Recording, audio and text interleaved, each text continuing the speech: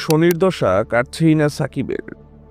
বাংলাদেশের তারকা ক্রিকেটার সাকিব আল হাসানকে আসন্ন মৌসুমের জন্য ছেড়ে দিয়েছে লস অ্যাঞ্জেলস নাইট রাইডার্স।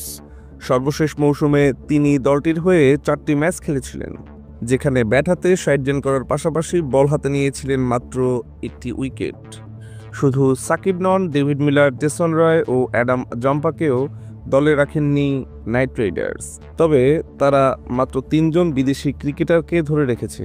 তারা হলো আন্দ্রে রাসেল, সুনীল নারিন ও অস্ট্রেলিয়ার বাঁহাতি পেসার জনসন। প্রসঙ্গত, সাকিবের ক্যারিয়ার বর্তমানে অনিশ্চয়তার মধ্যে রয়েছে। বোলিং অ্যাকশন পরীক্ষায় 2বার ব্যর্থ হওয়ায় 1 বছরের জন্য বোলিংয়েও নিষিদ্ধ হয়েছেন সাকিব। তাই আপাতত প্রতিযোগিতামূলক ক্রিকেটে তাকে দেখা যাচ্ছে না।